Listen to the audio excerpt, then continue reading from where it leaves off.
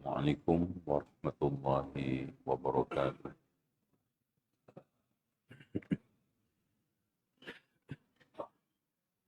Innal hamdalillah nahmaduhu wa nasta'inuhu wa nastaghfiruhu wa nasta'in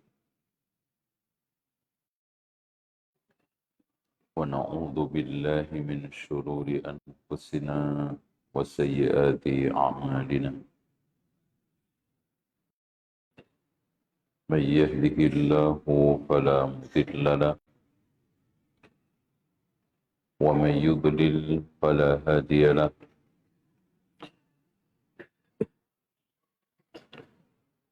أشهد أن لا إله إلا الله وحده لا شريك له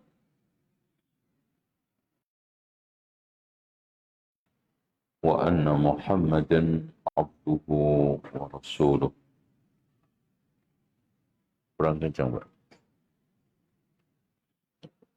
قال الله عز وجل يا أيها الناس اتقوا ربكم الذي خلقكم من نفس واحدة وخلق منها زوجها وبث منهما رجالا كثيرا ونساء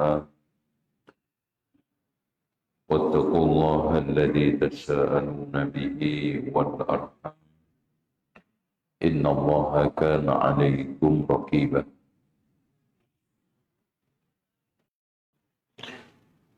وقال عز وجل يا أيها الذين آمنوا اتقوا الله حق تقاته ولا تموتن إلا وأنتم مسلمون. وقال سبحانه وتعالى يا أيها الذين آمنوا اتقوا الله وقولوا قولا سديدا يصلح لكم أعمالكم ويغفر لكم ذنوبكم ومن يطع الله ورسوله فقد فاز فوزا عظيما. فإن خير الحديث كتاب الله وخير الهدي هدي محمد صلى الله عليه وسلم شر الأمور محدثاتها وكل محدثة بدعة وكل بدعة ضلالة وكل ضلالة في النار.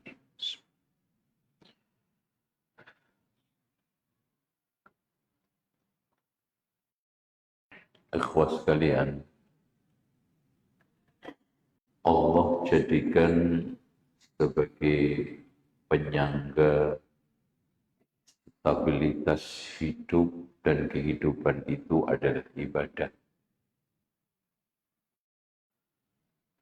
Makanya makin banyak orang yang beribadah dengan benar, dengan ikhlas, makin stabil.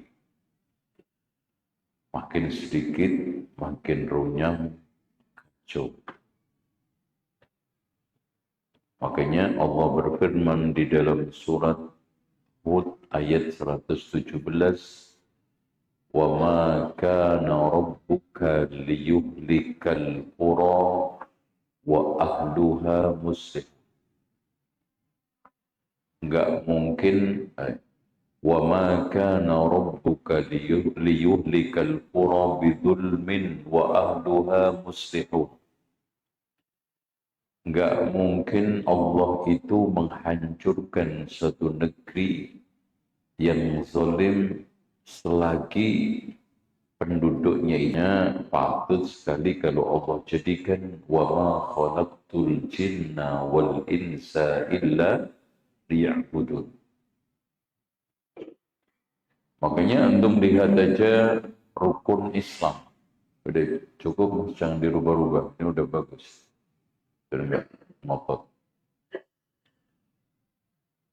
Syahadat sebagai alat Allah untuk menstabilitaskan tauhid, keyakinan, akidah.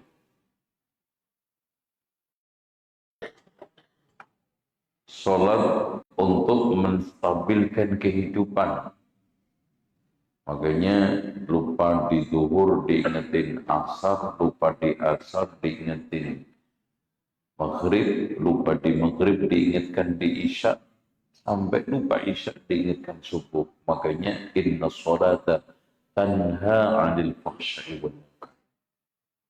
Zakat stabilitas ekonomi. Makanya ketika zakat itu dijadikan fondasi utama ekonomi stabil. Nah, puasa itu stabilitas zahir batin. Tidak ada ibadah yang jasmani menggerakkan rohani. Rohani dihubungkan dengan jasmani ketika puasa. Makanya Allah sebut, Rasulullah SAW sebut itu manfaatnya ini berubah-ubah. Tadi bagus. Manfaatnya puasa itu as-sawmu junnatun yastajinnu bihal 'abdu 'anil nar. Puasa itu tameng seorang dari neraka. Dalam lafaz lain as-sawmu junnatun min 'adzabillah ka junnati ahadikum 'anil kitab. Puasa itu tameng kalian dari azab Allah seperti tameng orang sedang perang. Ya, tameng dari perang. Dan Rasulullah juga katakan, fa'alaihi bisyam fa'innahu lahu wija. Hendaknya dia itu puasa karena puasa itu terapi. Lihat terhati saja Pak, di Rusia mengadakan penyembuhan terhadap orang yang kena gangguan jiwa dengan puasa. Karena tadi itu, sehari ngisi, nguras, dan banyak orang yang stres, banyak orang yang mengalami gangguan pikiran, khayalan, aneh-aneh itu ternyata perut.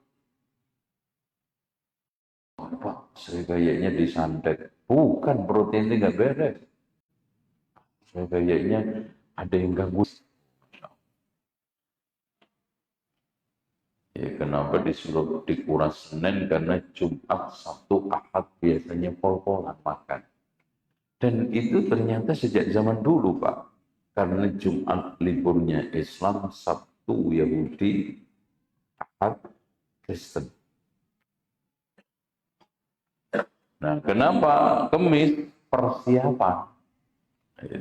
Jumat, Sabtu. Nggak bisa pekanan, maka di puasa bulanan. Ayyamul 13, 14, 15. Masya Allah. Dan kenapa tanggal itu? Ternyata ada penelitian yang hasilnya cukup mengejutkan. Karena tanggal 13, 14, 15 itu diadakan sampel penelitian berdasarkan sampling ribuan orang temperamental, emosional, pecandu homer, narkoba, itu rata-rata mengalami sakau tanggal itu. Kumat tanggal itu. Antum inget-inget aja, juga tengkar sama istri itu tanggal berapa.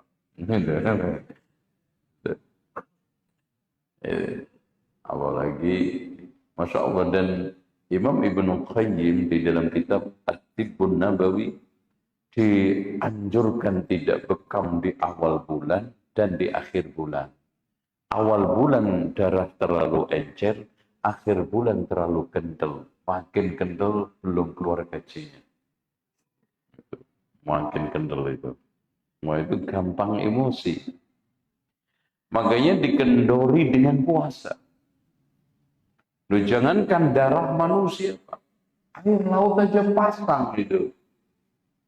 Ya kan? Tanggal 13, 14, makanya gerhana itu rata-rata terjadi pada tanggal itu. Gitu, makanya pemuda yang tidak bisa kawin disuruh apa sama Rasulullah? Ya ma'syarus syabab, tujuan hidup. Memang itu harusnya.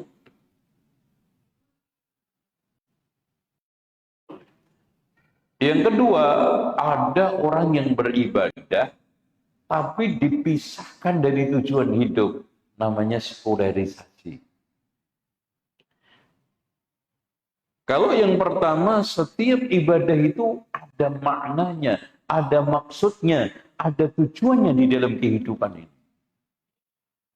Contoh tadi, puasa tujuannya iblah ABC, sholat tujuannya ABC, ada. Ini nggak ada. Dan bahkan di antara mereka nggak mau dan tidak terima agama dikait-kaitkan dengan kehidupan dunia. Agama, ibadah, masjid, soal lain, kehidupan soal lain. Berhala-berhala nenek moyangnya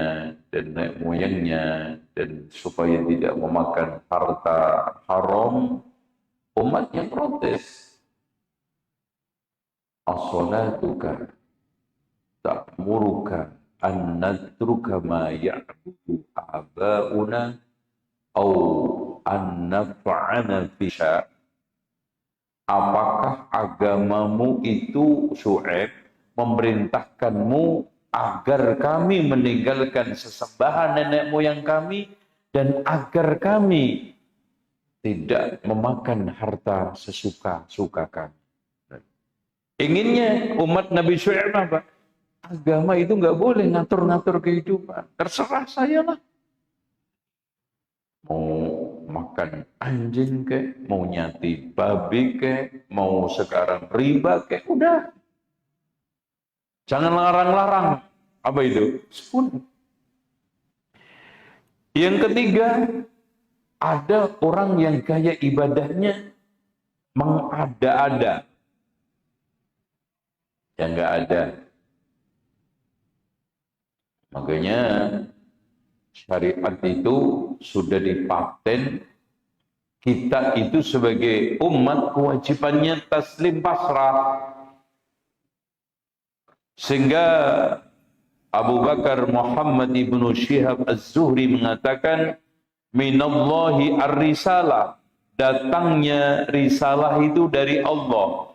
Wa 'alar rasulil balagh, tugas Rasul menyampaikan. Wa 'alaina taslim, kewajiban kita pasrah. Makanya kerangka agama itu sami'na wa ata'na, bukan sami'na wa ngayilna. Asina. Sami'na wa ata'na. Makanya agama itu nggak kenal inovasi, kreasi. Tapi sebaliknya umat kita itu kreatif dalam masalah urusan agama, kreatif dalam masalah dunia. Teknologi, HP, kompor, semua alat rumah tangga, ada yang merek Jawa Ngatno gitu. Nggak ono. HP Nokia saingannya dari Jawa Natio. Nah itu kan enak tuh. Sampai ada HP Oppo pun bukan dari Jogja.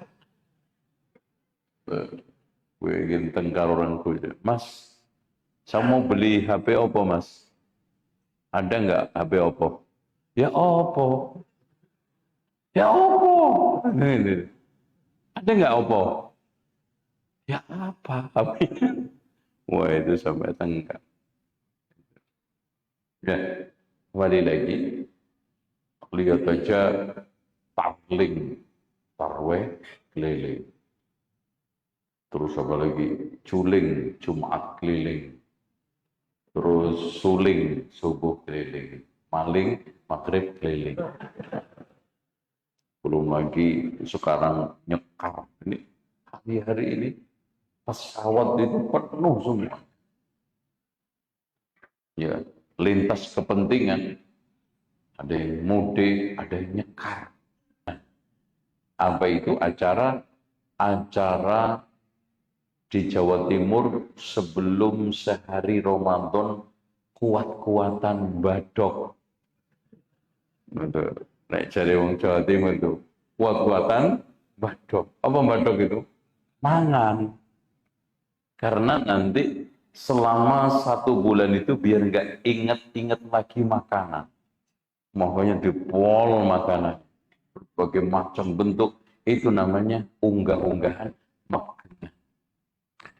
Terus ruahan dari kalimat arwah itu dilakukan sebulan penuh Sya'ban.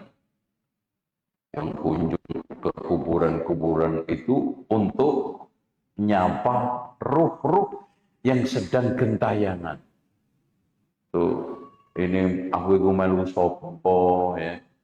Itu pengen ada yang dijemput pakai pesawat, ada yang dijemput pakai andong, ada yang digendong, wes macam-macam. Nanti ada acara lagi padusan. Dari kalimat adus. Karena mereka meyakini sebelum Ramadan itu harus suci, bebersih.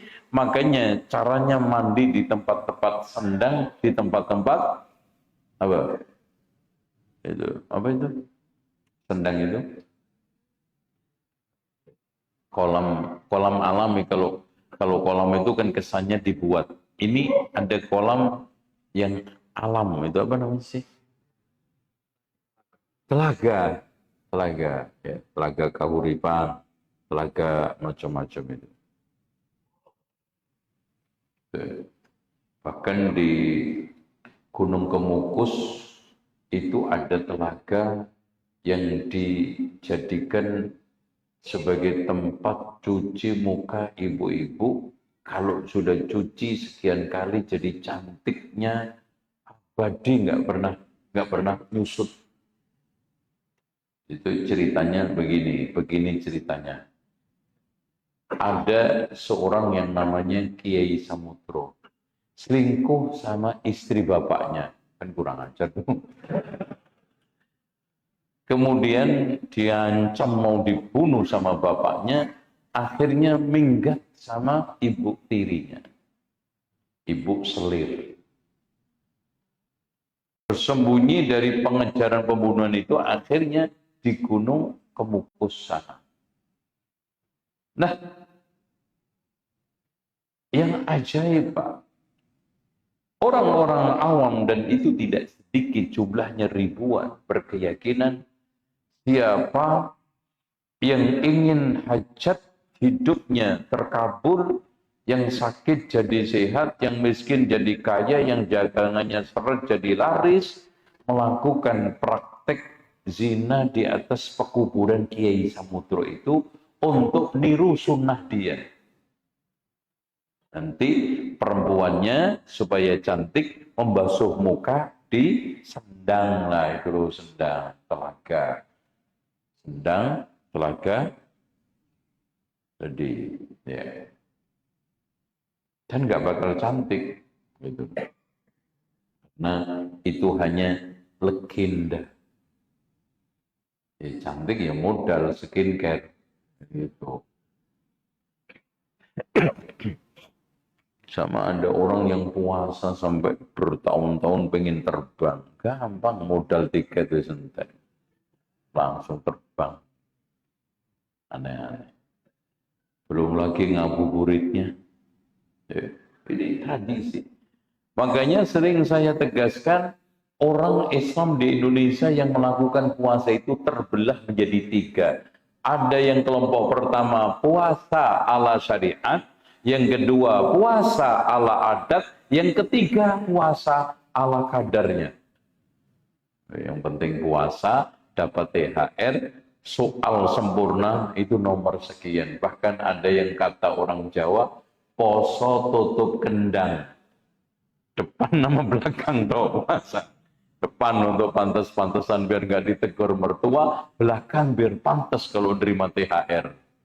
Dan ikut sholat Idul Fitri. Na'udzubillah. Oke. Nah, ya. Yang keempat, beribadah secara berlebihan. Ini juga nggak benar. Seperti yang dilakukan oleh Abu Darda yang dipertautkan dengan Salman.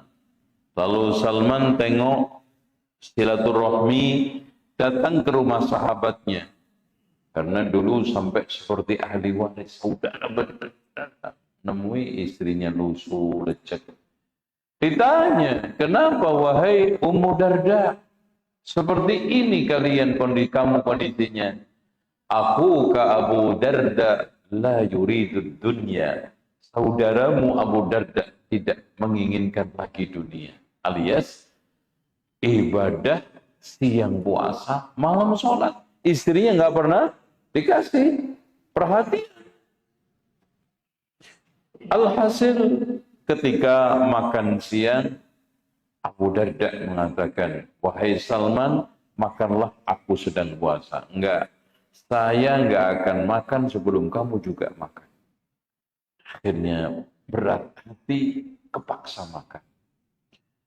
Kemudian ketika malam, wahai Salman, tidurlah, aku akan qiyamul lail. Enggak, kita tidur bareng, nanti bangun bareng. Setelah mau pulang, ya Aba Darda, inna li zawrika alaika haqqa, wa inna li ahlika alaika haqqa, wa inna li nafsika alaika haqqa. Wahai Abu Darda, penziarah yang datang ke rumahmu ini juga punya hak. Istrimu itu juga punya hak. Diri kamu juga punya hak untuk istirahat. Kasih haknya sesuai dengan porsinya.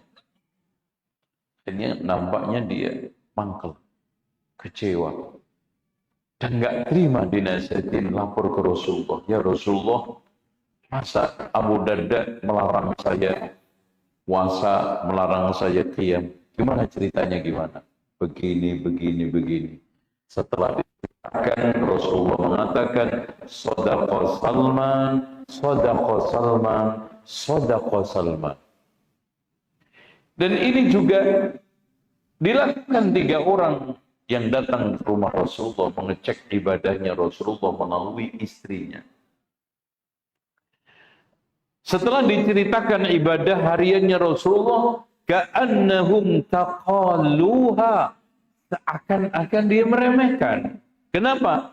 Kan itu Rasulullah sudah dijamin surga, dosanya sudah diampuni. Adapun kita kan belum jelas. Makanya satu bilang, kalau memang begitu saya akan qiyam, nggak tidur terus. Saya akan puasa, nggak pernah buka. Dan saya tidak akan menikah dengan perempuan dan makan daging. Akhirnya Rasulullah keluar.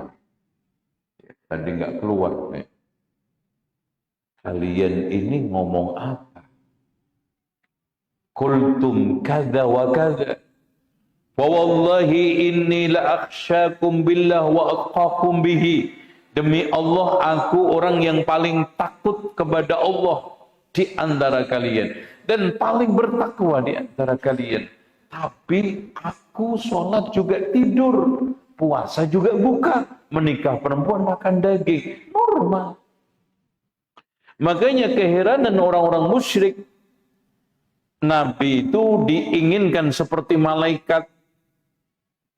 Ya, datang mas gelundungan. Kalau pengen kaya bim salah bim, pengen apa aja kun fayakun, dibantah oleh Allah. Wa qalu ma li hadzal rasul ya'kulu at-ta'ama wa yamshi fil aswaq. Mereka mengatakan dengan cara merendahkan, Rasul apaan seperti ini? Makan seperti kita, jalan-jalan keliling di pasar. Ini menunjukkan Rasulullah itu pedagang penuh. Makanya cara menghidupkan, cara menanggulangi krisis itu menghidupkan pasar. Dan tidak ada profesi yang paling terbaik kecuali dagang. Nah, baru keterampilan, baru peternakan perkebunan, nah baru karyawan. Baru terakhir pegawai negeri. Itu terakhir itu ya. Tuh. Dagang. Makanya Rasulullah ketika mengumpamakan orang yang jujur itu siapa? At-tajirus soduq, pedagang yang jujur. Ini Rasulullah. Dan wajar. Makanya Abdurrahman bin Auf ketika ketimpa kemelaratan karena hijrah nggak bawa apa-apa, cuman beberapa helai pakaian, hidup melarat. Orang-orang Ansor, Pak, sudah tahu siapa Abdurrahman bin Auf. Sebelum Islam ketika jahiliyah, seorang pengusaha hebat berhasil. Karena rihlatas syita'i wassaif itu kan, kalau syita itu ke Yaman, pasti lewat apa? Lewat mana? Ya Yaman. Wassaif kesan, pasti lewat Madinah. Karena Madinah itu lewat utaranya Mekah letaknya. Makanya Rasulullah ketika mengarahkan kiblatnya orang Madinah, ma bainal masyriq wal maghrib kiblah, antara timur barat kiblat. Karena posisinya mana? Utara, menghadap selatan. Kalau kita ma bainas shimali wal janub kiblat. Makanya ketika ribut pada zaman Imam Ahmad tentang masalah arah kiblat harus persis dengan bintang ini, Imam Ahmad menegaskan hadis ini. Pokoknya siapa saja sholat antara timur barat, ketika itu konteksnya Madinah. Kalau sekarang antara utara timur, kiblat udah nggak usah dikeker-keker. Apalagi pakai alat ini alat itu, kita la yukallifullahu nafsan illa wus'aha. Formatnya sholat itu ada dua. Kalau di depan Ka'bah namanya tawajjuh, makanya harus persis. Kalau di arah kita tidak melihat Ka'bah, namanya istiqbal. Ya kira-kira lah. Nggak mungkin persis. Bumi itu bulat, di depan juga gundukan kita kalau diusut-usut. Itu. Kadang-kadang ada orang mempersulit. Contoh, ya. Ada yang menggulirkan satu masalah. Orang Indonesia itu sholat subuh itu sebelum waktunya 20 menit. Ada yang mengatakan 15 menit. Ada yang mengatakan 30 menit. Pak, urusan penetapan kiblat, waktu sholat, awal akhir Ramadan itu bukan urusan individual, bukan urusan personal, bukan urusan muadzin, tapi urusan pemerintah. Makanya kita usut satu-satu. Soal masalah penetapan Ramadan, cek hadis Ibnu Umar, teliti dengan baik. Taro annasul hilala, orang melihat hilal, boleh, siapa aja.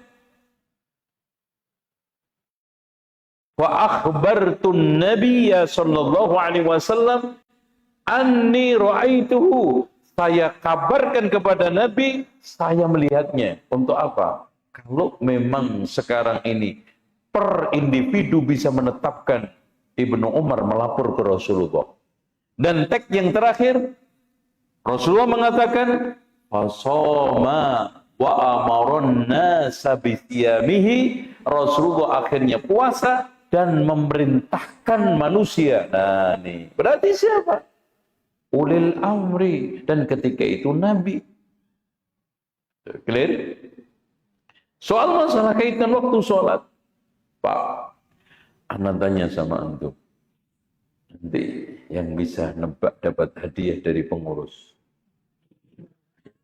Ya jangan dari saya.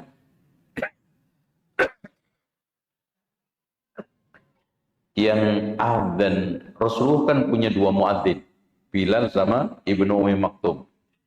Pertanyaan saya, Ibnu Ummi Maktum ditetapkan Rasulullah untuk adzan sebelum fajar apa setelahnya?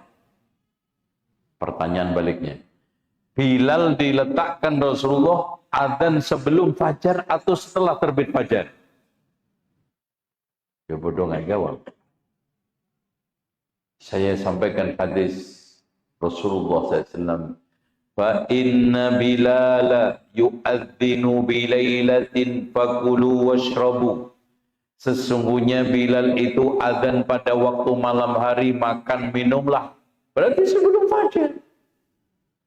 Hatta yu'adzina Ibnu Ummi Maktum, sampai Ibnu Ummi Maktum adzan, fa innahu la yu'adzin hatta yuqala asbahta asbahta. Dia tidak mengumandangkan adzan sampai telah dikatakan kepadanya sudah subuh, sudah subuh.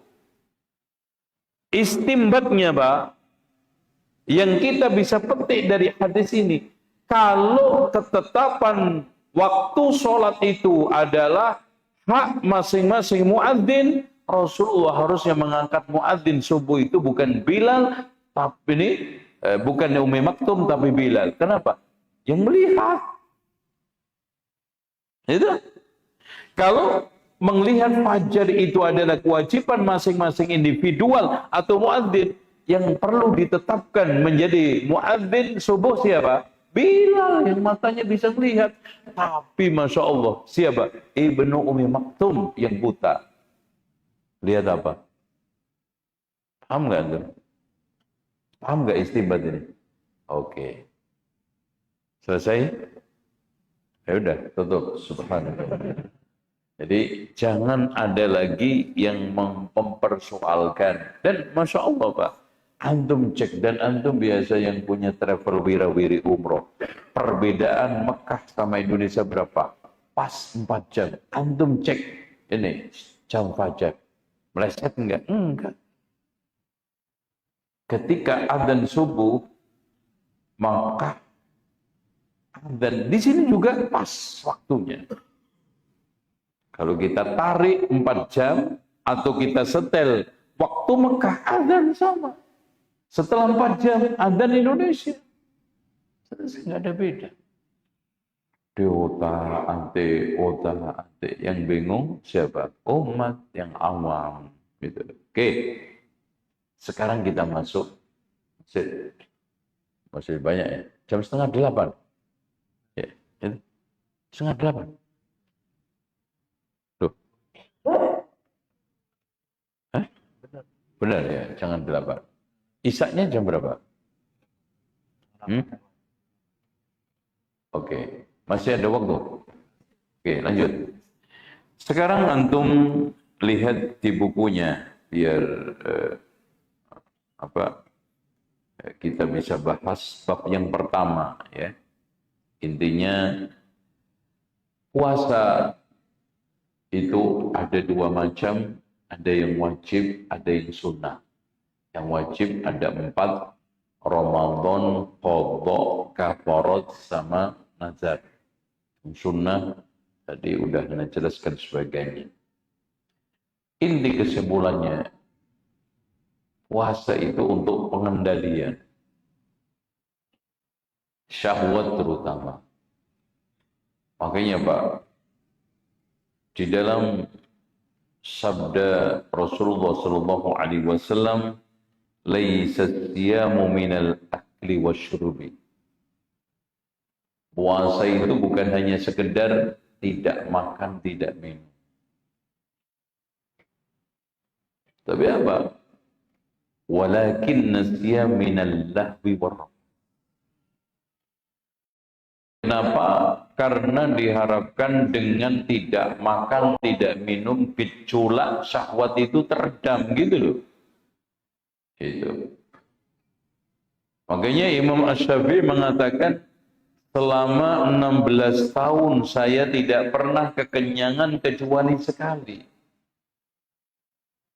Itu pun saya masukkan jari ke mulut untuk dimuntahkan. Kenapa? Karena kekenyangan itu membuat badan berat, mengundang tidur, menimbulkan penyakit, malas ibadah, otak tumpul. Kenapa? Karena orang kalau sudah kenyang itu yang cerdas apa? Syahwatnya. Kalau lapar yang cerdas otaknya. Makanya antum puasa. Dan puasa itu menciptakan diri amanah. Coba antum lapar, haus.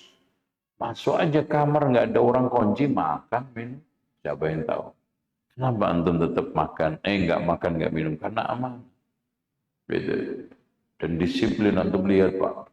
Allahu Akbar. Langsung berhenti. Makanya orang Eropa itu heran, Pak. Di Masjidil Haram itu cuman di Solo aja udah langsung rapi, jutaan orang. Ini di lapangan bola di IU-nya sampai ribuan, gak rapi-rapi katanya dia. Iya. Coba bayangkan, Istawu itu langsung rapi, Pak. Coba. Ini adzan langsung berhenti. Coba, walaupun sekarang gubernur belum adzan berani makan buka. Nah, saya gubernur ya duluan, batal. Masya Allah. Dan mengikis menumbuhkan jiwa bersyukur, sombong. Makanya Masya Allah, orang-orang puasa Pak, meskipun preman, patunya segede embor, lemes tuh asar. Iya, lemes ya. Ini gimana Mas? Iya Mas. Jadi harus anak sombongin. Sehat jasmani rohani. Kata ini Umar bin Khattab, waspadalah dari makan kenyang. Pokoknya kekenyangan itu jelek. Makanya anak kasih resep, terutama yang sudah umur 50 ke atas 60. Kalau sahur itu cukup telur dua. Udah. Minum udah. Kurma. Ya ganjil di 25 lah. Ada yang minta ganjil pitulas, entek sakotak ini Mas. Sampean ganjil ini kotak Tunisia habis. Ngeles aja loh. Ganjil 3 gitu. Ganjil 21 loh. Habis kotak ente tok itu kan gitu. Dan tolong dicamkan nggak ada sunnahnya ganjil ketika sahur, ketika buka. Kecuali Idul Fitri. Haru fa inna fis sahuri barakah. Dan kata Rasulullah, ni'ma sahuril mu'min at-tamr, nikmat-nikmatnya. Kenapa Pak? Karena kurma itu meskipun manis, itu gulanya itu sangat minim. Makanya di antara cemilan yang direkomendasikan itu kurma. Itu, Masya Allah. Udah minum menjelang adzan. Bahkan idza sami'a ahdukum an-nida' wal ina'u fi yadihi fala yadh'u hatta yaqdi hajatu minhu. Jika wadah di antara kalian ada di tangannya, adzan dikumandangkan, maka jangan diletakkan sebelum dihabiskan. Contoh gini. Sebut Allah, lanjut. Sampai habis ya. Tapi jangan nambah lagi. Itu namanya gak sesuai dengan hadis. Apalagi baru ngambil piring. Itu. Ini mah bukan sahur tuh, sarapan. Ya. Karena hal itu membuat malas sholat nih, lihat kata Umar. Waspadalah dari makan kenyang karena hal itu membuat malas sholat. Merusak badan. Mengakibatkan penyakit.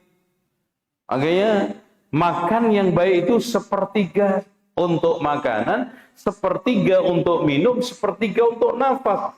Dan kata Imam Ibnul Jauzi di dalam kitab Talbis Iblis, insya Allah kita bahas nanti kenapa Rasulullah membagi sepertiga untuk nafas. Ternyata orang itu habis makan, setelah makan 20 menit sampai setengah jam begah. Mengembang sampai sepertiganya. Tuh, Masya Allah. Makanya ketika antum kasih space untuk sepertiga napas, pengembangan itu pas.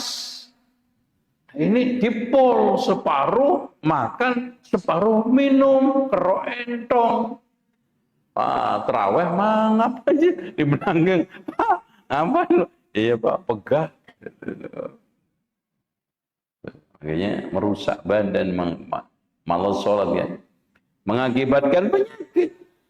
Makanya Pak, banyak orang yang mati penyakit karena kekenyangan, bukan karena kelaparan. Cek aja. Kolesterol, kelaparan. Trigliserid, kelaparan. Asam urat, kelaparan. Enggak.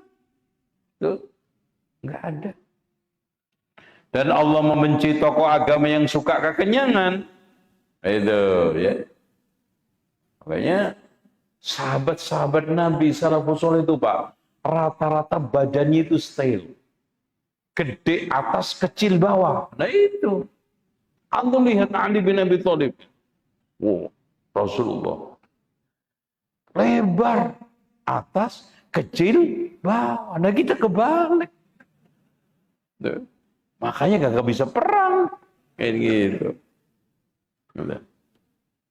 Bersikaplah sederhana dalam makan, karena demikian itu lebih dekat dengan kebaikan, lebih jauh dari sikap foya-foya, dan lebih kuat untuk melakukan ibadah. Kenapa Pak? Karena orang itu rata-rata, apalagi umur di atas 50, berat, lemah karena glukosa dan penumpukan karbo. Makanya makin antum kurangi karbonya, glukosanya kuat. Bahkan lipatnya itu sampai 6, 7. Dan awet muda kayak saya begini. Biar antum melek ya. Lebih kuat. Tidaklah seorang hamba hancur, melainkan setelah ia mengutamakan syahwatnya atas agamanya. Makanya Sofwan ibnu Sulaim mengatakan, akan datang suatu zaman yang menjadi urusan utama manusia adalah perutnya, dan hawa nafsu menjadi standar penentuan agamanya. Halal haram, nafsu, boleh gak boleh, nafsu, benar salah nafsu. Itu. Dan sudah cukup ya, insyaallah. Adzan terus lanjut atau sholat dulu? Oh ya.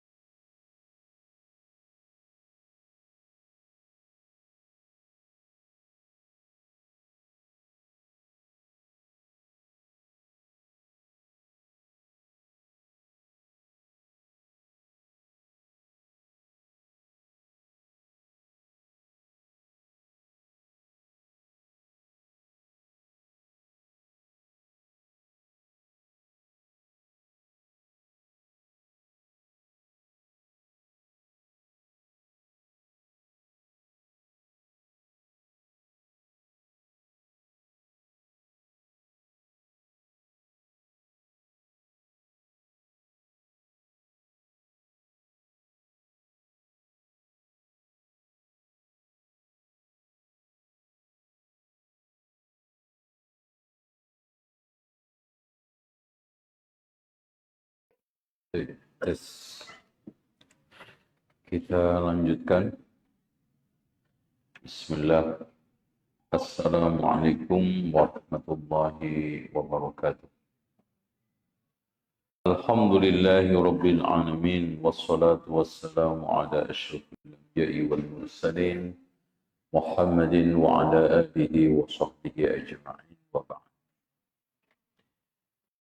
Di bab setelahnya Ramadan datang, hati pun senang. Bagi siapa? Bagi orang yang beriman.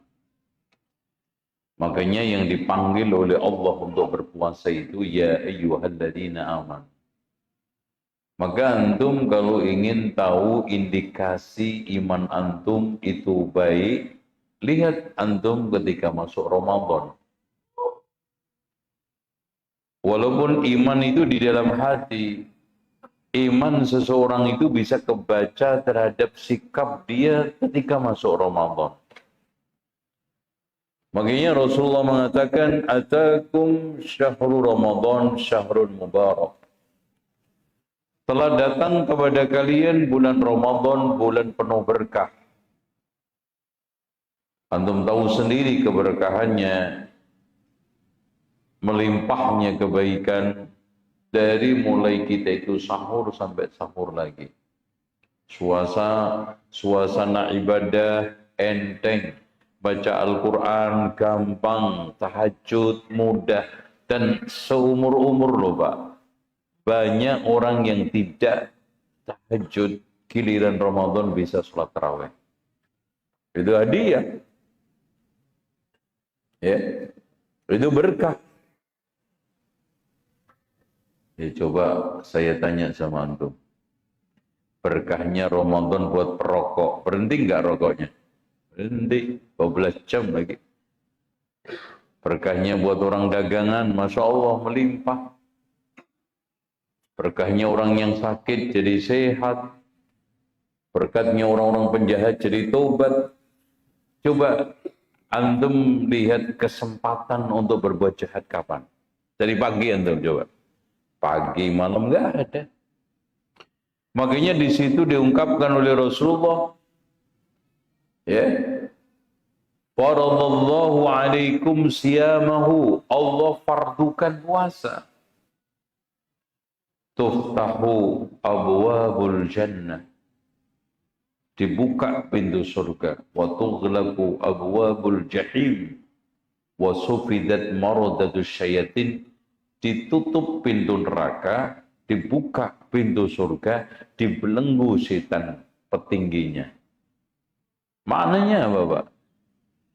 Sangat dimudahkan Allah untuk melakukan kebaikan. Sangat sulit dan sempit untuk berbuat kejahatan. Setan aja dibelenggu. Pertanyaannya, setan ditali aja bisa ngalahkan antum, apalagi lepas. Nah, gitu. Dan kalau ada orang yang bertanya, Pak, katanya setan dibelenggu, tapi kenapa masih ada penjahat? Yang merusak manusia itu kan ada dua, nafsu sama setan. Dan setan yang dibelenggu ini yang gede. Makanya imannya yang TK SD kena. Yang kecil-kecil gitu, kena. Intinya Allah buka. Makanya ya da'a ta'amahu wa syarabahu wa syahwatahu, makanannya udah ditinggalkan, minumannya udah ditinggalkan, syahwatnya. Coba Pak, mengendalikan dari istrinya yang halal aja bisa, apalagi istri orang. Lanjutin. Oh, itu kan harusnya lebih pintar. Mosok latihan daki gunung ketika saat pelatihan bisa naik sampai tingginya 1000 meter. Giliran lomba cuma 500 meter nggak bisa naik. Lompat gawang aja ketika latihan itu bisa 2 meter, ketika lomba cuma 1,5 meter nggak bisa. Lempar lembing aja ketika latihan itu bisa sampai 150. Ini lomba cuma 100, masa nggak nyampe? Dilatih meninggalkan yang halal aja bisa, apalagi yang, nah itu. Latihannya dahsyat. Makanya walillahi fihi utaqa. Walillahi fihi lailatun khairun min alfi syahr. Bagi Allah di bulan itu ada satu malam lebih baik daripada 1000 bulan. Ini akselerasi. Kalau antum nggak punya ijazah SD, SMP, SMA, kemudian Diknas Lampung membuka akselerasi, program seminggu bisa dapat 3 ijazah. Antum ikut nggak? Nggak mungkin nggak ikut. Ini cuma semalam, Pak. Makanya kalau Ramadan itu ditata, yang pertama masuk Ramadan satu bekal kesolehan dan keilmuan, ditata. Kemudian yang kedua bekal hati yang bersih. Karena pada akhirnya yauma la yanfa'u malun wala banun illa man atallaha biqalbin salim. Kenapa? Karena puasa itu menghantarkan perjalanan akhirat. Dan perjalanan akhirat itu hanya bisa ditempuh dengan hati. Beda dengan jarak-jarak jalan dunia, hanya bisa ditempuh dengan kaki. Makanya makin hatinya kuat, makin nyampe. Sehingga Rasulullah berkata, "Idza dakhala an-nurul qalban fashafa wanshara." Jika cahaya itu sudah masuk, cahaya iman sudah merasuk ke dalam hati, maka jiwa akan tenang, dada akan lapang. Wa ma'alamatu dzalika ya Rasulullah? Apa tanda-tandanya wahai Rasulullah? Yang pertama, at-tajafi 'an daril ghurur, latihan pelan-pelan untuk meninggalkan kampung penuh penipuan, yaitu dunia. Semua, Pak, kita itu ditipu. Ya, tertipu dengan silaunya dunia, tertipu dengan gemerlapnya jabatan, tertipu dengan indahnya fasilitas hidup, dari rumah yang mewah, mobil yang eksklusif. Tapi semua fata morgana, habis. Selesai. Fata morgana bagaimana? Harta itu datangnya seperti air, perginya seperti angin.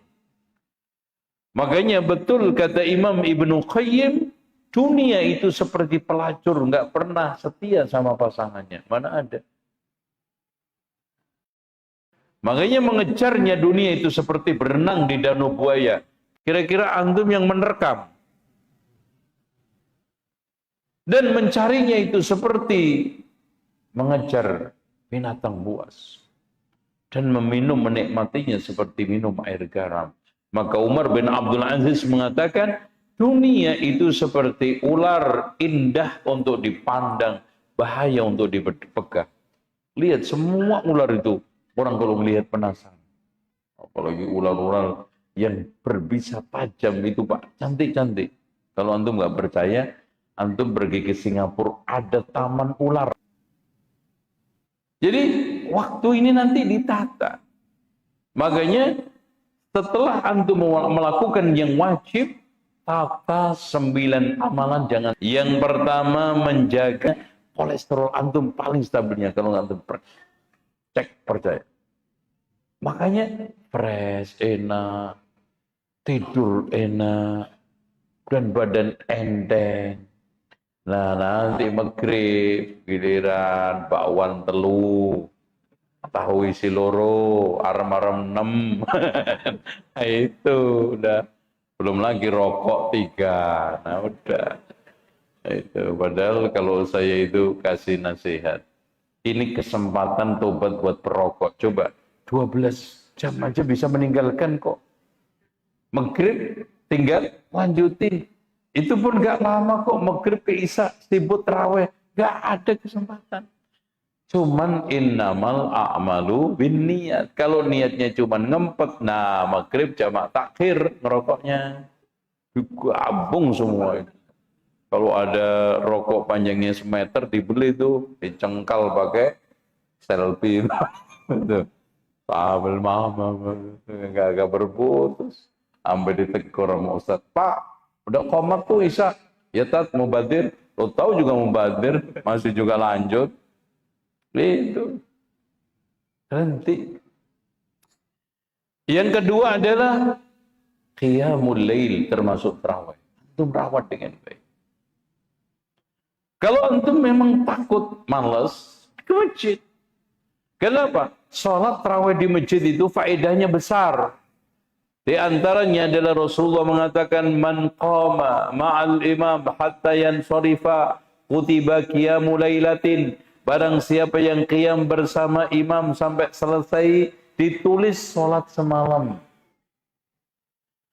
Tapi kalau antum ingin sholat di rumah, syaratnya satu, tidak mengganggu kondisi masjid.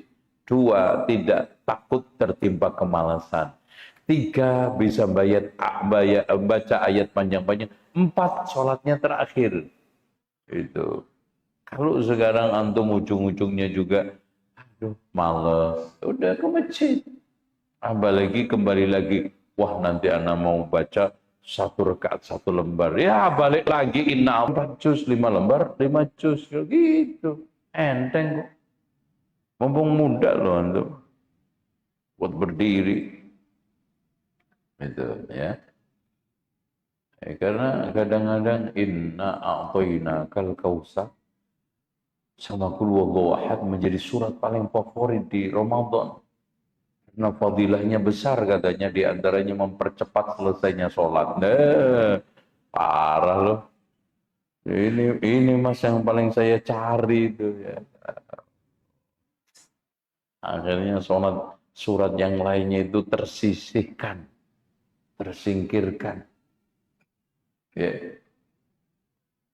Wa qala ar-rasulu ya Rabbi inna qaumi ittakhadhu hadzal qur'ana mahjura. Ya ujung-ujungnya seperti di kampung itu loh Pak. Alasannya ngirim Quran ke mayit, muter-muter ujung-ujungnya tinggal Fatihah tok itu. Quran loh ngomongnya. Realisasinya apa? Fatihah tok. Ila hadratin Nabil Mustafa Muhammadin sallallahu alaihi wasallam Al-Baqarah coba. Itu muter kabeh jamaah. Bubar. Itu. Oke. Hadirin sekalian, nomor berapa tadi? Nomor 3. Sedekah. Karena afdhalus shadaqah, shadaqatun fi Ramadan. Ya berupa makan, berupa uang, berupa tenaga, berupa kalimah thayyibah shadaqah. Terutama wa at'imut ta'am. Ya. Afsus salama wa at'imut ta'ama wasilul arhama wa sallu bil laili wan nasu niyam. Ini 4 ini tadkhulul jannata bisalam. Nomor 4, memberi buka orang puasa. Karena dia akan mendapatkan pahala seperti orang yang berbuka, ghaira kata Rasulullah, ghaira annahu la yanqus min ajri shaim syai'a. Tapi enggak ngurangi pahala puasanya orang itu. Ada pahala sendiri. Dan itu sempurna ya. Jangan cuman itu satu plastik isinya apa? Apa ya? Isinya kurma 2, arem-arem 1, gorengan 1, lombokin 6. Wah ini pasti puas dia. Puas sama lombok. Sempurna karena manfaat toroso ima. Ya, orang buka, antum urfan secara uruf buka itu apa? Ya lengkap. Buka cuma 3 kurma. Itu pembuka namanya. Kemudian yang kedua, nah ini tata cara buka ya. Antum buka dengan kurma atau rutop kurma, kalau enggak air. Sholat dulu. Jangan langsung di pol. Ya. Terus ya tambah dikit-dikit 1 mangkok kolak. Ya tambah dikit lagi arem-arem 2 tadi. Terus dikit-dikit 1 bakwan, 1 tempe, 1 bakso, 1 tahu. Dah. Sholat. Terus yang nomor 5, ya 5 ya.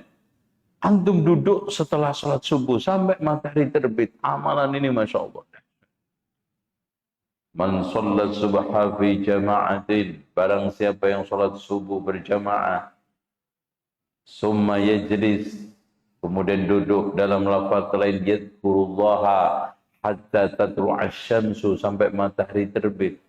Summa yusalli ruk'ataini. Kemudian sholat 2 rakaat. Kana ka'ajri hajjatin wa umratin. Dalam lafaz lain. Wa umratin tamatin sempurna. Nomor 6. Menghatamkan atau membaca Al-Quran berkali-kali. Disertai dengan tadabbur berkali-kali. Makanya ditargetkan. Kalau antum di dalam sholatnya 5 kali, di luar sholat 5 kali. Berarti gampang tadi. 1 hari 5 lembar. 1 hari 5 lembar. Udah.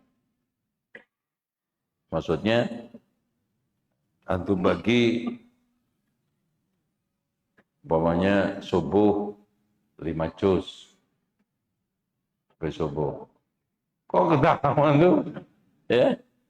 Atau berapa? 2 juz. Zuhur 3 juz. 5 sudah. Terus nanti menjelang asar kan kosong. Ngapain antum? Tidur. Itu Masya Allah memang mukjizat utama, keutamaan paling menonjol itu tidur. Habis subuh enak tidur, zuhur enak tidur, asar aja menjelang maghrib tidur lagi. Dan antum sebentar lagi wafat gitu. Subhanallah. Tidur terus. Sementara lihat salafun saleh ketika Ramadan, Pak. Rasulullah menang perang Badar itu apa?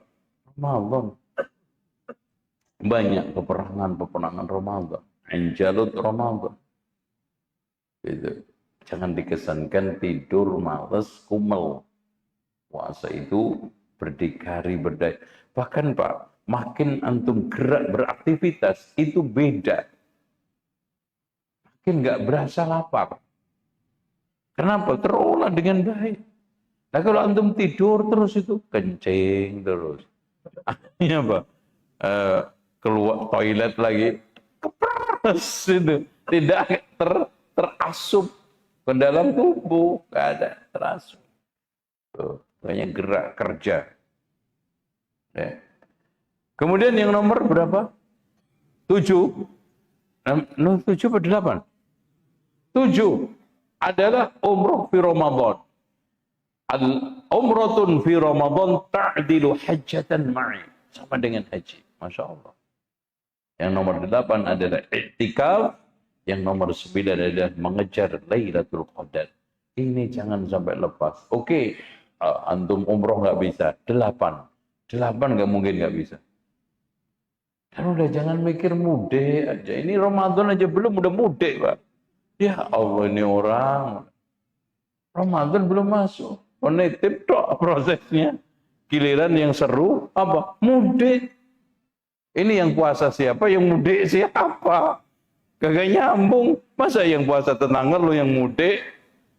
Orang lain yang sekarang suruh puasa, lo yang sekarang hari raya. Ikutin semua dari awal sampai akhir. Gitu. Ya.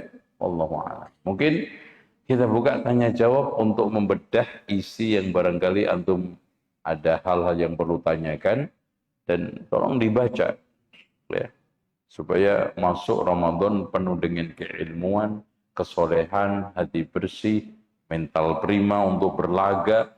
Syukur-syukur nanti yang siap-siap untuk iktikaf di Masjidil Haram. Karena Hudzaifah ibnul Yaman mengatakan la i'tikafa illa fil masajidit thalatha.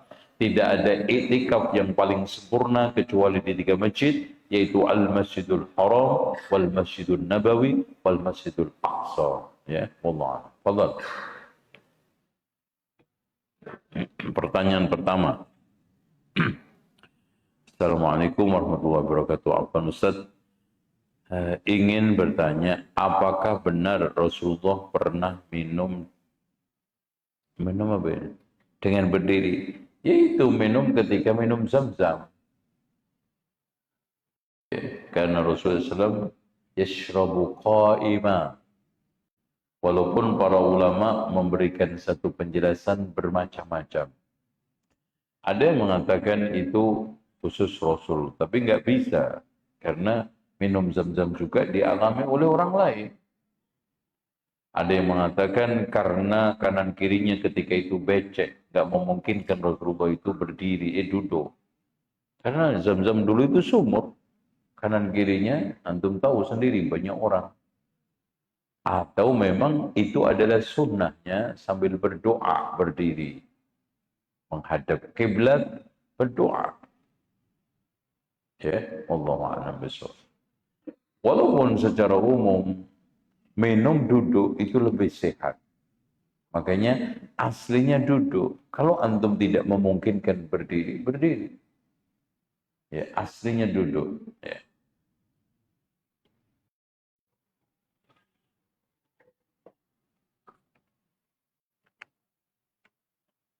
Ya sama dengan buang air kecil.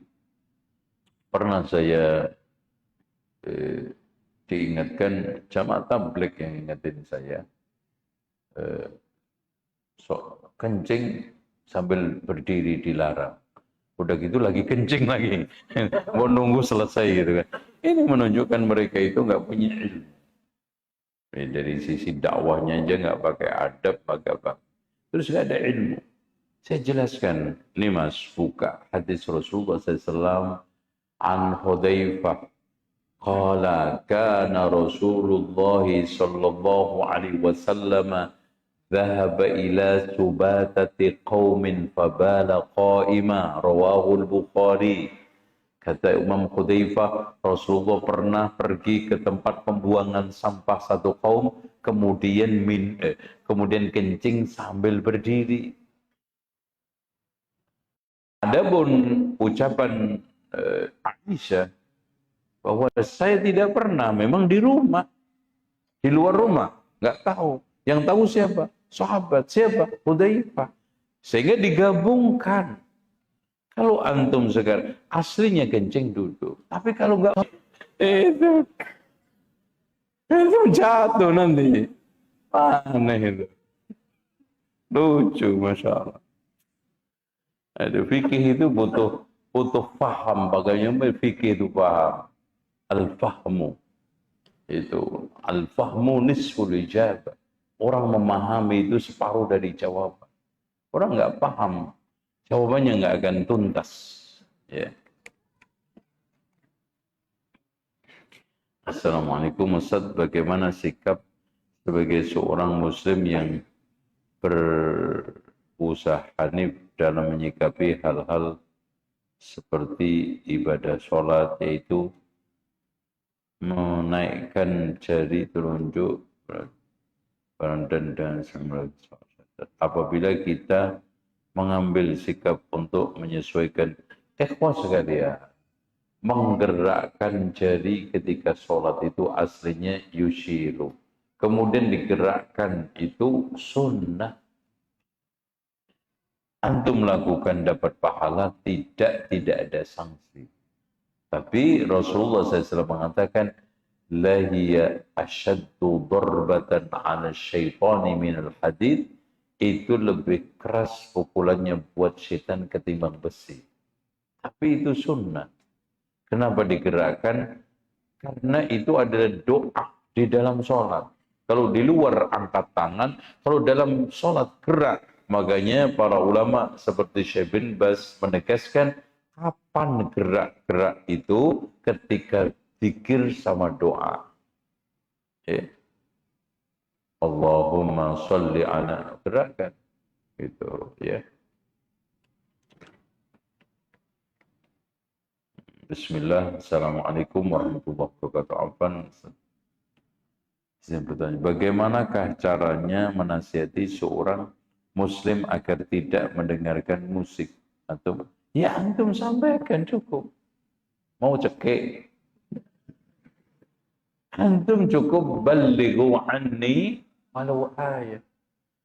Makanya Pak, kaidah dakwah di dalam kitab saya yang judulnya Langkah Praktis Mendakwai Keluarga, pahala dakwah itu didapat hanya sekedar menyampaikan. Satu. Berdakwah itu harus pakai ilmu. Dua. Tiga, dakwah itu harus dengan lemah lembut. Empat, dakwah itu pasti mendapatkan cobaan.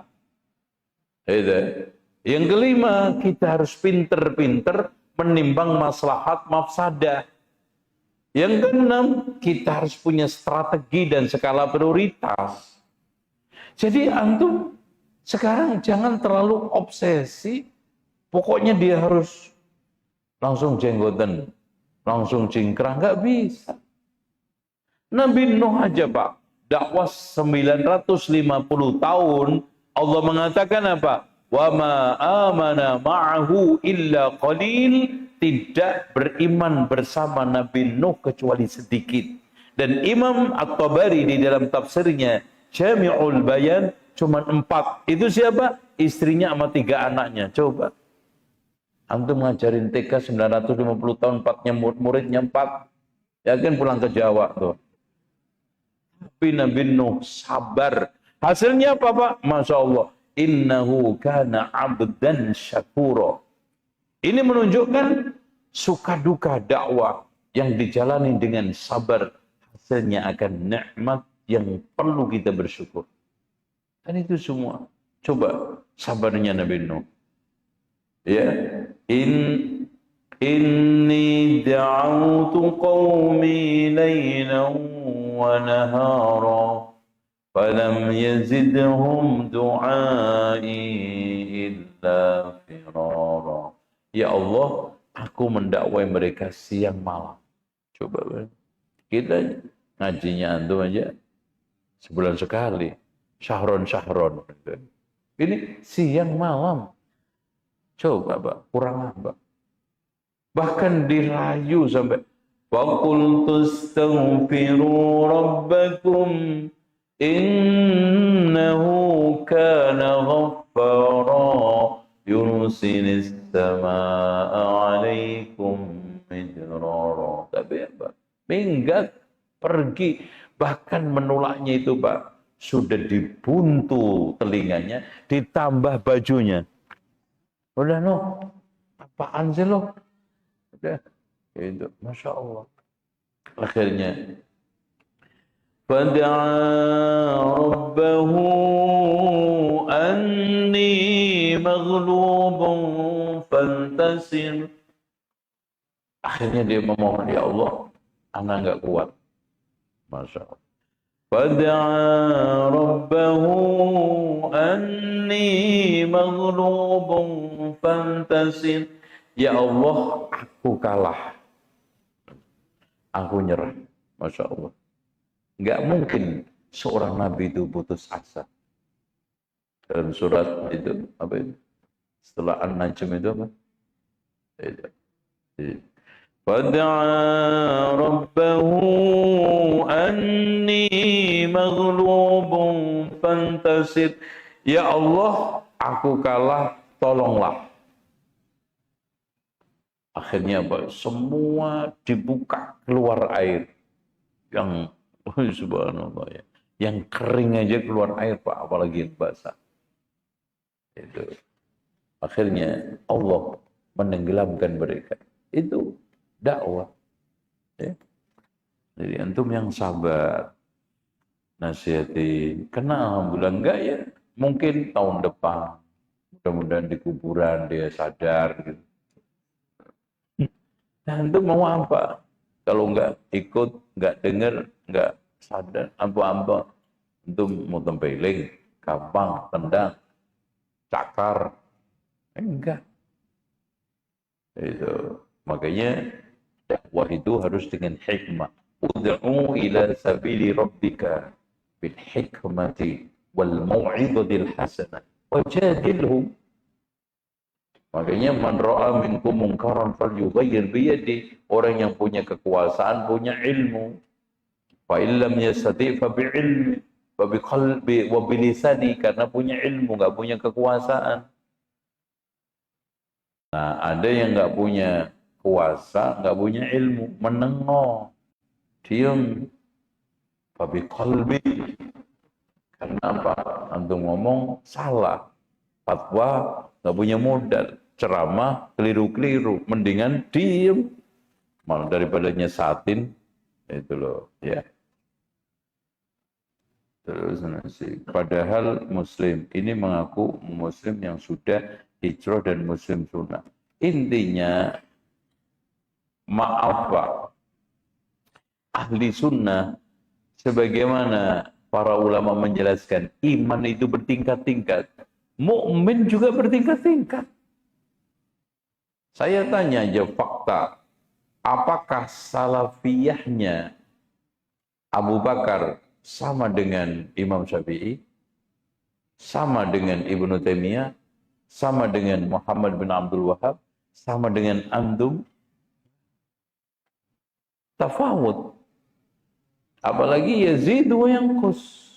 Pokoknya kewajiban kita itu menyampaikan balighu wa ma 'alar rasuli illa al balaghul mubin. Ya, enggak ada. Makanya kata Ibnu Syihab tadi, minallahi ar-risalah wa 'alar rasulil balagh wa 'alaina taslim. Udah, itu aja. Ya. Dan sabar. Makanya kata Imam Ibnu Taimiyah, amar ma'ruf nahi mungkar itu dibutuhkan ilmu sebelum amar ma'ruf nahi mungkar. Lemah lembut ketika saat amar ma'ruf nahi mungkar dan sabar setelah amar ma'ruf nahi mungkar. Itu formatnya. Ilmu sebelum, lemah lembut ketika. Walau kunta faddan ghalidhal qalbi lan faddu min hawlik. Apalagi sekarang subhat Pak. Orang Masya Allah dahsyat. Orang untuk membedakan barang yang nyata baik buruk aja. Sekarang itu gak bisa. Coba aja.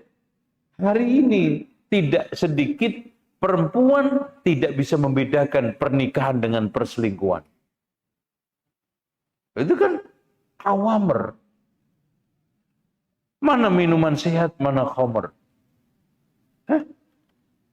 Makanya butuh kita itu gerak, butuh ta'lim, butuh kita itu menyebar, ya, supaya mereka taubat gitu loh Mas. Begini, cukup. Ustaz, apakah buku puasa bersama adalah sebuah tradisi yang baik? Apa buka puasa? Ikhwan sekalian, tolong dijamkan. Abdullah ibnu Umar itu tidak pernah mau buka kecuali sama orang-orang miskin. Pernah ada kasus, ya. Dia buka puasa. Dia nyuruh istrinya masak ikan yang enak gitu. Udah selesai masak, ada miskin datang. Menjelang apa itu buka, kasihkan dia. Enggak, anak masakkan untuk ente. Saya masak istimewa lah ibaratnya gitu. Udah. Enggak, kasih dia. Enggak. Udah gini aja. Kamu makan, saya ganti harganya makan ini. Saya kasih duitnya ke miskin. Udah diganti, kasihkan dia. Udah diganti, masih kasihkan dia. Allahu Akbar. Bersama. Jadi tidak ada masalah. Dan itu sunnatu al-ashab. Makanya buka bersama terutama orang-orang miskin. Makanya diharamkan walimah menghalangi orang miskin, mempersilahkan orang kaya. Karena yang paling perlu makan siapa? Miskin. Itu. Ya. Makanya wa yut'imuna at-ta'ama 'ala hubbihi miskinan wa yatiman wa asiran. Miskin dulu. Gitu. Makanya ara'aita alladhi yukadzibu bid-din fadzalika alladhi yad'ul yatim wa la yahuddu 'ala ta'amil. No. Giliran ta'am Allah selalu mendahulukan miskin. Itu Pak, ya. Itu ya. Oke. Assalamualaikum, izin bertanya Ustaz. Apa hukumnya baca Al-Quran melalui aplikasi? Gak apa-apa. Offline, online. Cun, teman saya sarankan kalau qiyam itu pakai offline aja mushaf biasa. Karena kalau pakai HP nanti seliweran macam-macam iklan nanti baca nih. Waduh, Shopee belum kebayar. Antum kagak khusyuk. ya, notifikasi panggilan. Nah, itu ya. Terus sana sarankan juga ikhwan, kalau lagi puasa atau selamanya jangan pakai ringtone adzan, jangan pakai ringtone ayat surat. Pernah ada orang dengar Al-Qari'ah sesudés di toilet sampai khatam lagi. Keluar tegur antum dimati nggak bisa Ustaz, lagi duduk udah disaku, kan kiamat loh. Karena apa? Berdiri repot, matiin nggak bisa. Kenapa? Karena udah di dalam saku. Masya Allah, sesudés Al-Qari'ah sampai khatam tapi di toilet. Bahaya, Mas. Apalagi ringtone azan. Makan orang minum. Mas, nanti makan Mas. Udah azan loh, ini ringtone gue. Aduh, kiamat sukro ini gara-gara ringtone. Makanya iklan-iklan juga begitu, menjelang maghrib jangan pakai azan. Allahu Akbar, Allahu Akbar. Silakan beli Orson. Ya, iklan udah makan. Dalam konteks seperti itu wajib mengqadha karena asalnya masih siang. Makanya ada suatu praktek fikih. Barang siapa yang sekarang makan-makan ternyata sudah adzan subuh, maka sah puasanya karena aslinya itu masih malam. Tapi siapa yang makan-makan ternyata belum waktunya buka, masih siang, adzannya tadi keliru-keliru, wajib mengqadha. Itu. Ini saya dulu sampai sekarang udah berapa tahun itu masih ingat. Jadi ceritanya saya tabligh dari Papua pulang, udah sahur susah-susah, ya. Itu. Dan itu transit sampai menjelang ini Jakarta baru ini maghrib kan. Nah tanya itu maghrib di Sulawesi kalau nggak salah. Nah, tanya Mbak, itu pramugari Mbak, udah azan belum Mbak? Udah Mbak, udah sejak tadi. Ternyata persepsinya prima pramugari itu adzannya di Papua. Ya Allah. Ternyata habis makan kurma matahari masih nongol. Astagfirullahaladzim. Aduh, udah mau dimarahin orang awam. Kita udah sahur susah. Nah, kalau kesini kan repot Pak. Memanjang kan. Kalau timur enak. Kan susah nih, panjang banget. Udah lama. Ya batal. Aduh. Makanya tolong dicamkan. Puasa itu buka sahur menurut waktu antum di dalam pesawat. Jangan waktu yang akan antum mendarat atau yang waktu antum tinggalkan. Itu ya. Atau jangan kayak beberapa muslim di Jerman. Giliran musim dingin begini, puasa ikut Jerman karena malam panjang, siang pendek. Januari itu Pak, siang itu cuma 5 jam. Malam Masya Allah. Habis terawih sampai jam 1, itu tidur itu masih kenyang. Masih belum subuh juga. Masih belum sahur juga. Yo. Jadi, nah giliran bulan Juni, Juli, nah kebalikannya. Siang 21 bahkan 18, 21 jam. Siangnya, malamnya 4 jam. Wah itu. Nah giliran 4 jam, malamnya, siangnya 21, puasa ikut Indonesia. Itu. Pak, anak puasa ikut Indonesia aja, nenek moyang nggak? Nenek moyang lo ijazah, apa ijazah?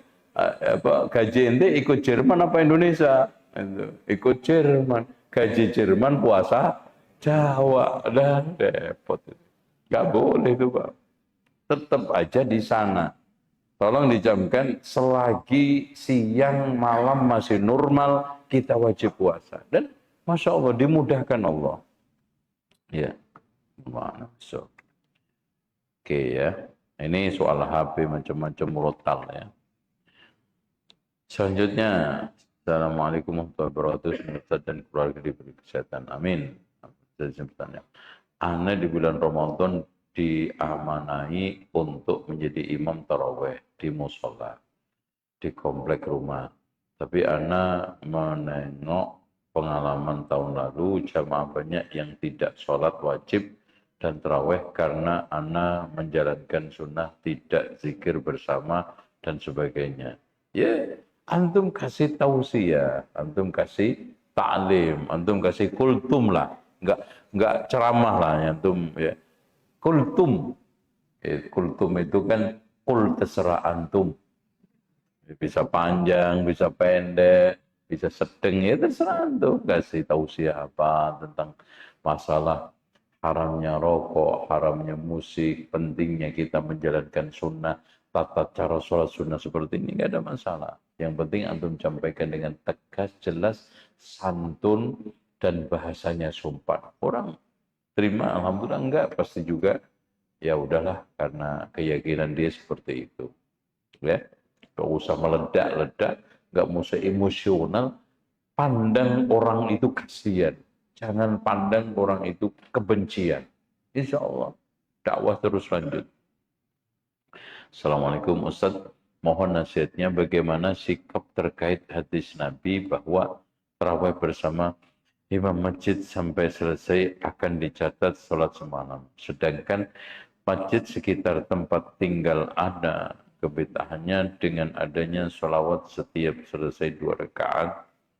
Ya itu tadi gantinya antum sholat di rumah, tapi 1 di akhir malam, 2 suratnya panjang-panjang, 3 jangan sampai tertimpa kemalasan, 4 untuk menjaga Al-Quran, hafalan kita, bagus itu.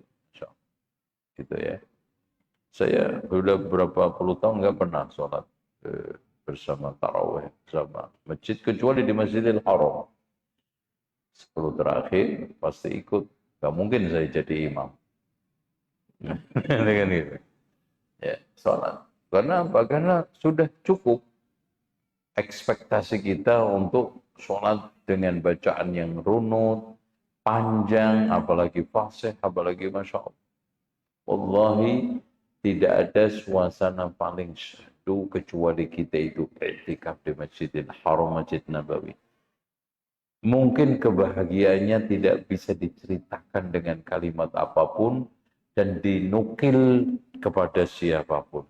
Bagaimana duduk sebelum maghrib kita menghatamkan Al-Quran berjuz-juz.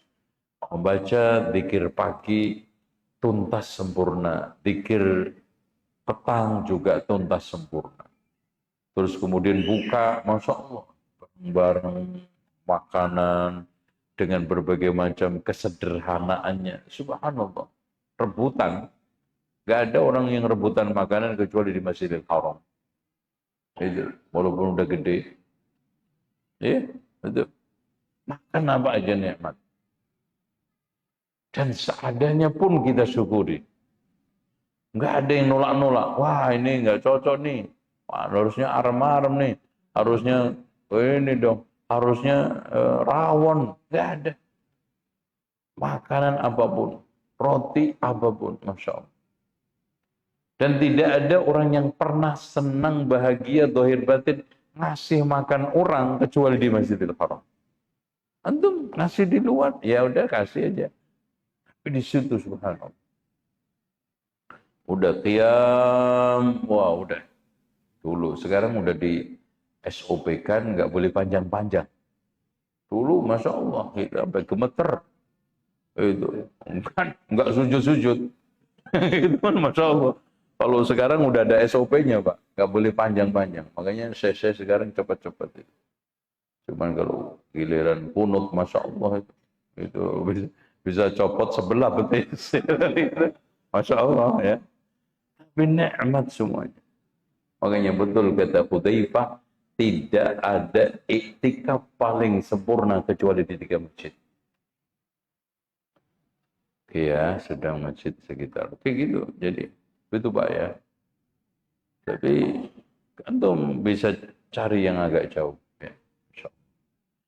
Demikian karena malam dan hujan juga mungkin ada yang jauh dan hati-hati tetap biar dapat Ramadan dalam keadaan sehat walafiat ya. Pulang hati-hati dan insya Allah kita berjumpa kembali besok membahas udah sahur kok masih lemas dan pusing?